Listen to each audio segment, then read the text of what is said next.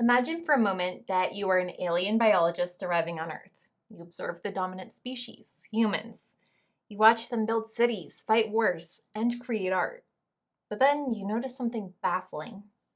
Roughly once every single rotation of the planet, every single one of them stops. They retreat to a soft surface, lie down horizontally, close their eyes, and enter a state of near total paralysis for 8 hours.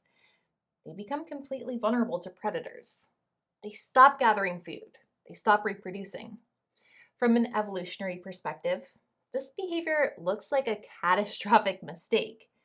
If sleep does not serve an absolutely vital function, it is the biggest blunder the biological universe has ever made. But here's the question that stumps even the smartest people you know. What is this state? If you walked into a room and saw someone lying still, how would you scientifically prove they are asleep and not in a coma, hibernating, under anesthesia, or just faking it? Most of us define sleep by how it feels, rest. But rest is not sleep. You can rest while awake. Sleep is something else entirely. To answer this, we cannot rely on intuition. We must look at the hard science. We are going to define sleep today not by mystery, but by the rigorous official criteria used by neuroscientists. We will explore the electrical storms that rage in your brain while you are unconscious and the psychological switches that paralyze your body. Welcome to the true definition of sleep. To truly understand what sleep is, we must start with the gold standard. We are not interested in poetic metaphors about nature's soft nurse today.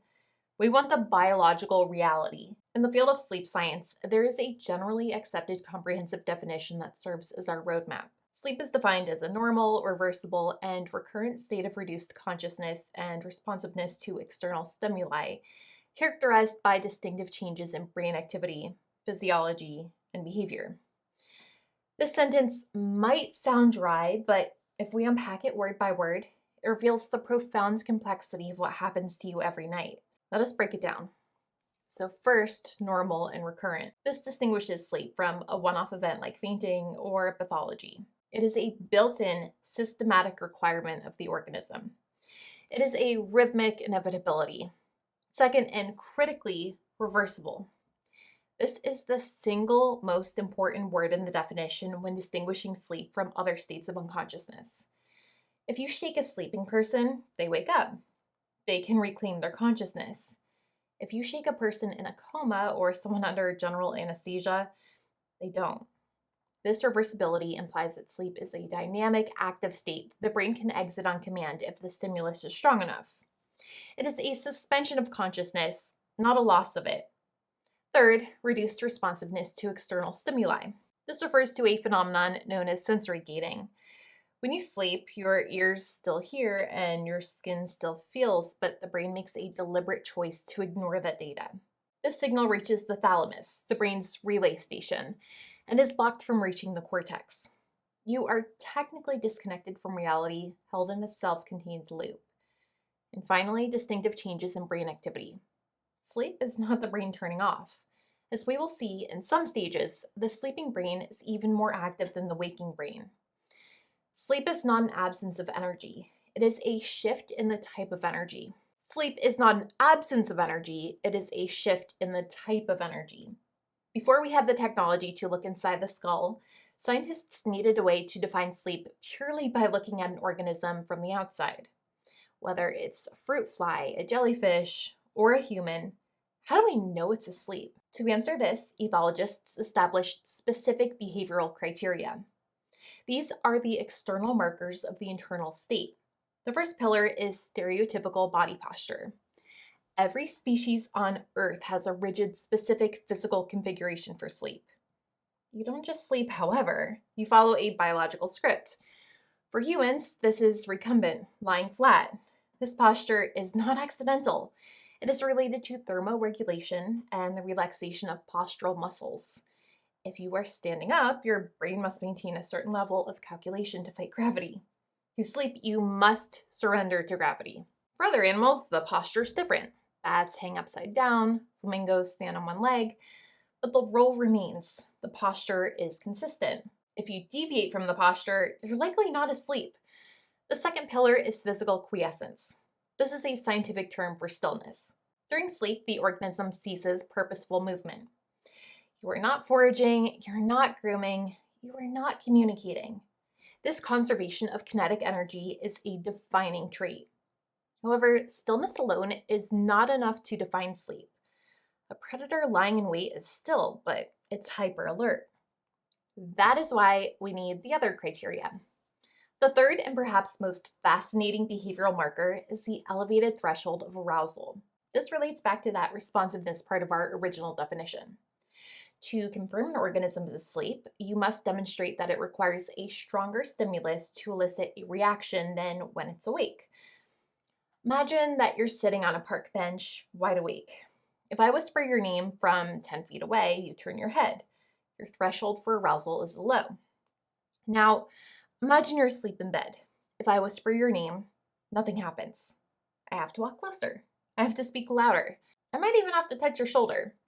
The threshold, the amount of energy required to break through your consciousness, has been raised. This proves that the organism has been engaged in a biological barrier between its internal mind and the external world. This barrier is crucial for the definition because it separates rest from sleep. If you're just resting your eyes, your arousal threshold is unchanged. You're still monitoring your environment. When you sleep, you stop monitoring. You surrender your vigilance. This surrender is what makes sleep so distinct and, biologically speaking, so dangerous. Now we leave the external world and travel inside. For centuries, humanity thought sleep was a passive state, like a light bulb simply being switched off. We assumed the brain just went silent. We were completely wrong. So in 1924, a German psychiatrist named Hans Berger made a discovery that changed the definition of consciousness forever. He invented the electroencephalogram, or EEG. He placed electrodes on a human scalp and found that the brain is constantly generating electrical pulses. These pulses, or brainwaves, are measured in hertz, cycles per second. This technology gave us the modern, rigorous definition of sleep. Sleep is a shift in electrical frequency. When you're awake and processing information, like listening to this video, your brain is in beta activity, roughly 15 to 30 hertz. This is a fast, chaotic, desynchronized rhythm. Think of a massive football stadium filled with 100,000 people. If everyone in the stadium is having a private conversation with their neighbor, the sound from above is an erratic, buzzing hum. This is the waking brain. Millions of different neurons firing at different times to process different data. As you close your eyes and relax, you shift into alpha waves, 8 to 12 hertz. The crowd quiets down. You're awake, but the processing has stopped. This is the bridge. Then the definition of sleep begins. You drift into stage 1 NREM, non-rapid eye movement sleep. The brainwaves slow down into theta activity, 4 to 7 hertz. This is a light sleep, the transition zone where reality begins to blur. But the true definition of deep sleep is found in stage 3 and 4, also known as slow wave sleep. Here, the brain does something incredible.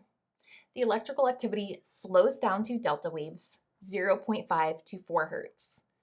Returning to our stadium analogy, imagine if all 100,000 people in the crowd stopped talking and started chanting the exact same note at the exact same time in a slow, rhythmic boom. This is neural synchronization. Vast populations of neurons across your cortex are firing together and resting together in massive coordinated waves. This synchronization is what allows the waves to be so large on the EEG readout. This state, delta sleep, is the furthest you can possibly be from consciousness. In this state, the definition of you effectively disappears. This electrical signature is the hardest physiological evidence we have for the state of sleep. If sleep were only deep, slow waves, the definition would be simple. It would be a state of low activity and recovery. But sleep has a second phase, a phase that defies logic. Roughly every 90 minutes, the slow, rhythmic chanting of the deep sleep brain stops abruptly. The brain activity explodes upward. The frequency accelerates back into the range of alpha and even beta waves. If a neurologist were looking only at your brain waves during this moment, without seeing your body, they would bet their license that you are wide awake. They would see visual processing areas lighting up.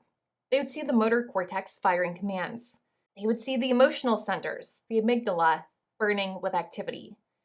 But you are not awake. You are in REM, rapid eye movement sleep.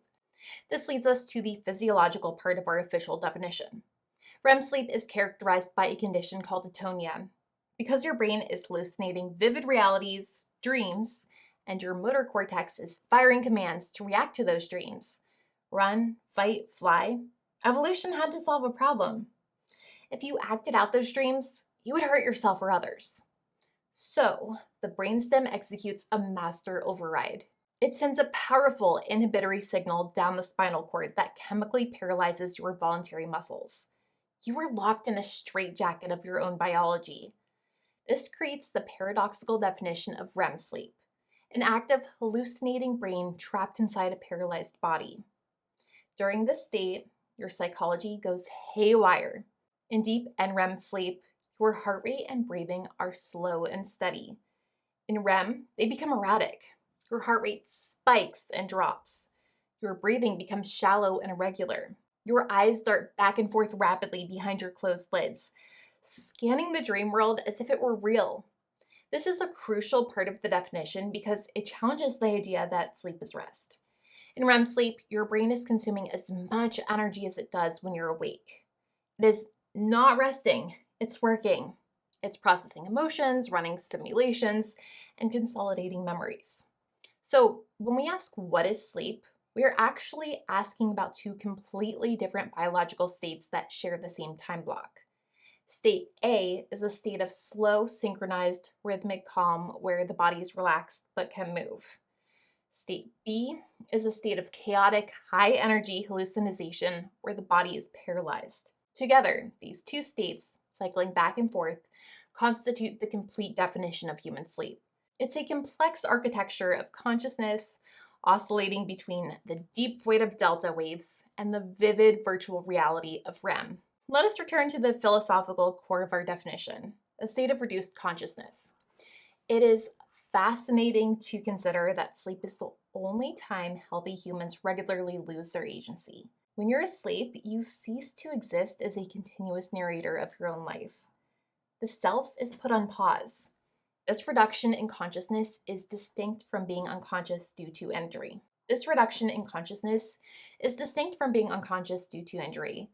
In a coma, the brain activity is often depressed across the board or stuck in a specific pathological loop. In sleep, the lack of consciousness is a constructed feature. The brain is actively working to keep you unaware. We see this in the phenomenon of K complexes during stage 2 sleep. These are sharp bursts of electrical activity that occur when there is noise in the room, like a door closing or a car honking. The brain hears the noise, processes it, and then generates a massive electrical suppression wave to stop the noise from waking you up. The brain is saying, I heard that, but it's not dangerous. Stay under. This defines sleep as an active guarding process. You are not just out, your brain is standing guard, actively filtering reality to maintain your unconsciousness. This implies that sleep is a fragile bubble that the brain works tirelessly to protect. Furthermore, the definition highlights responsiveness. In the dream state, you are responsive, but not to the external world. You are responsive to an internally generated world. You feel fear, you feel love, you feel surprise. The neurochemistry of the sleeping brain allows for these experiences without the input of the senses. Therefore, sleep is not the absence of experience. It is the isolation of experience. It is the brain cutting the cables to the outside world so it can focus entirely on the inside world. When we put all of this together, we see that the common understanding of sleep as shutting down is fundamentally flawed. The scientific definition reveals a state that is dynamic, structured, and incredibly active. It is a series of carefully orchestrated biological maneuvers, paralysis, sensory gating, neural synchronization, that allows the organism to disconnect from the environment safely. So what is sleep actually? Let us revisit our official definition one last time with fresh eyes. Sleep is a normal, reversible, and recurrent state. It is not a mistake, it is a requirement. It is defined by reduced consciousness and responsiveness. a deliberate disconnection from the outside world managed by the thalamus. And it is characterized by distinct changes in physiology, the synchronized ocean waves of deep NREM sleep, and the paradoxical paralysis and electrical storms of REM. It is not merely the absence of waking. It is a biological superpower that allows us to exist in two worlds, the physical world of the day and the restorative internal world of the night. If you found this breakdown of the definition of sleep fascinating and you want to support more deep dive science content like this, please make sure to hit that like button. It signals the algorithm to wake up.